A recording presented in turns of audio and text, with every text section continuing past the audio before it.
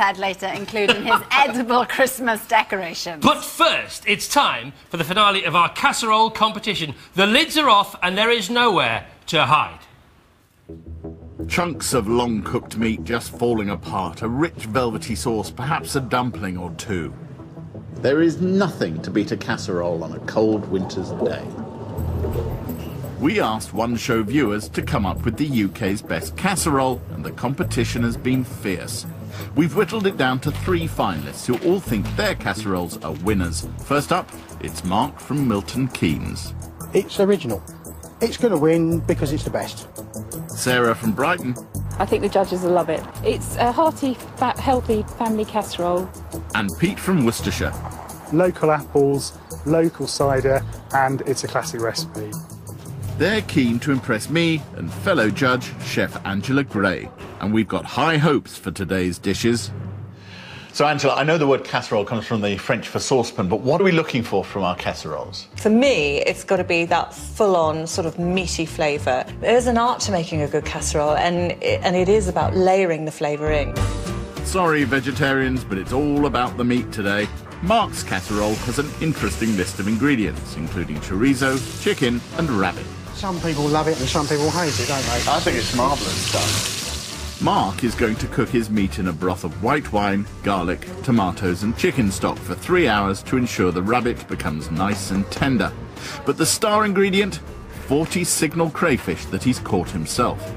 The shells are used to flavour the stock, and the tails he adds 15 minutes before the end. These are not the native ones. These are the nasty These ones. are the invaders. Yeah. Little invading crayfish. Mark has a licence from the Environment Agency to catch these non-native crayfish in the River Ouse near Milton Keynes. Our white-clawed crayfish are protected. So, Mark, where does this recipe come from? Well, it originates from my granny who lived in Dublin, and because she was near Dublin Bay, she used to use Dublin prawns. Next, it's Sarah with her family favourite casserole. It's a full English, and it's got all the components of an English breakfast in it. How drunk were you the night you came up with this? Well, it's sort of evolved. It started off as a sausage casserole, the family recipe. By now, it has bacon, mushrooms, baked beans and tinned tomatoes too, but no full English would be complete without eggs.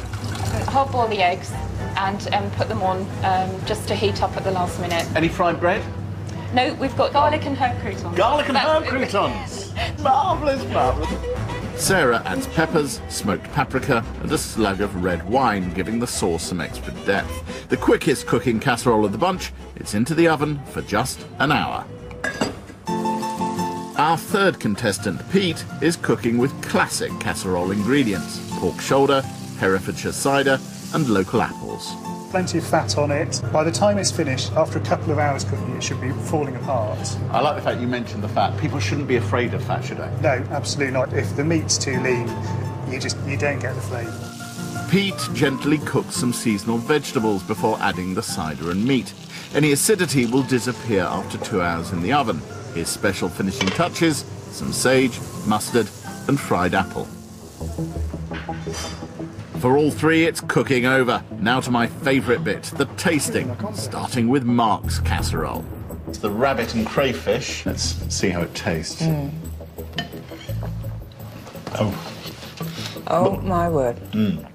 Well, it may have, be a little thin juice-wise, but the flavour is anything but. It's so complex. Absolutely delicious.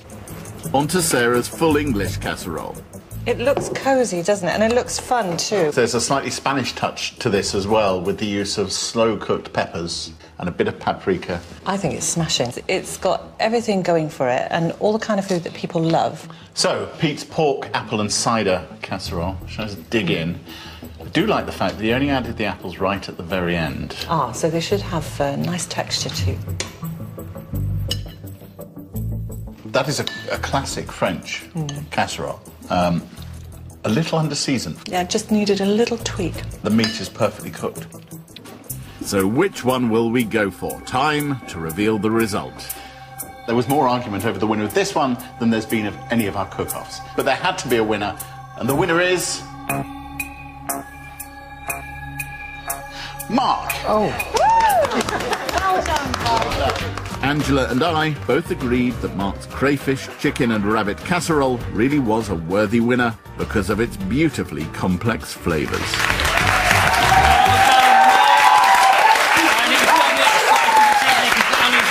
The Cassarole Cup, which we made about 5 minutes ago. He's also going to meet his chef hero, Heston. Come and join us, Mark.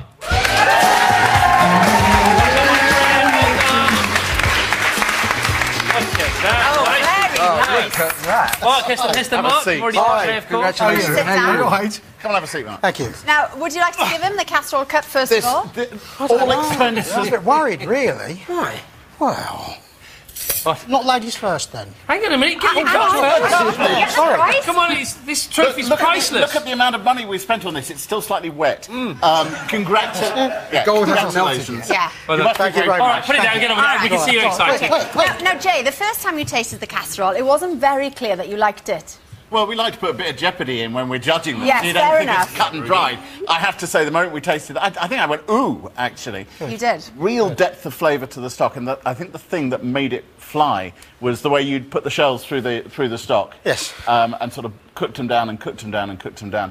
So that deep umami flavour in Heston's Umami. honour for being here, that big savoury flavour you get off shellfish was right in there with the rabbit and the. Shall we chili. taste it then? Pass it down. Come on, go on, Mark. Now, you know, Thank kids, you. by the way, if you want to make a billion, if you can come up with smell-o-vision, you have to do it. Somebody should come up with that because it smells amazing. It does. It really does. does. And you went to get the crayfish especially for us, Mark, this morning, didn't you? Yes, 6 o'clock this morning. Where from?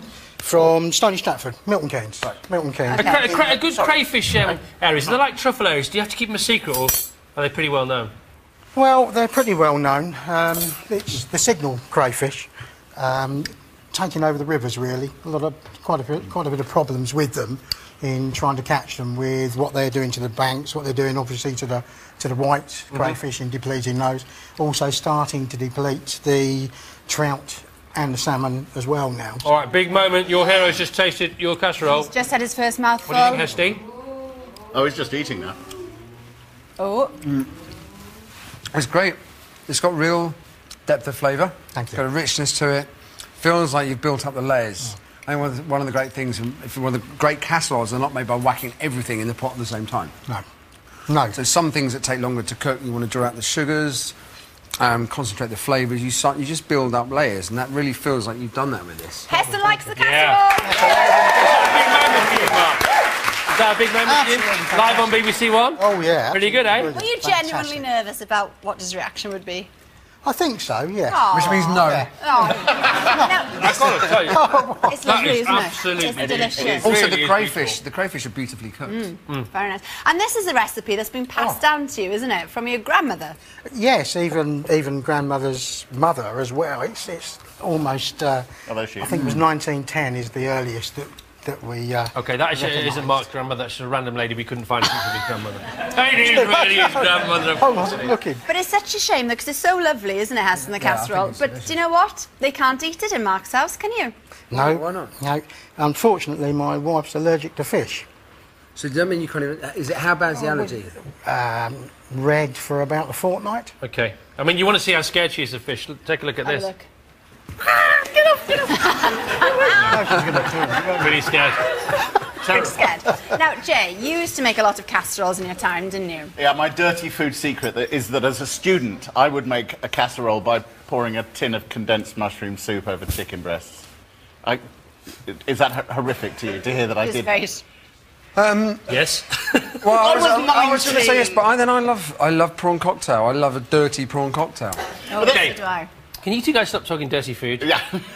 There is a tradition of this, in the States particularly, using kind of proprietorial brands, those brands that you recognise to make your casseroles. And if you think about a condensed mushroom soup, in a way, it's a ready-made sauce. It's just a cooking sauce. Yeah. That's my excuse, and I'm sticking to it. All There right. you are. Thank you, Jay. Thank you, Mark. Congratulations, Mark. Well done. All right, then. OK. And you can see all 3 finalist recipes. They're on our website if you want to recreate them. They're there for you. Why wouldn't you? Now, there's nothing that gets our wildlife man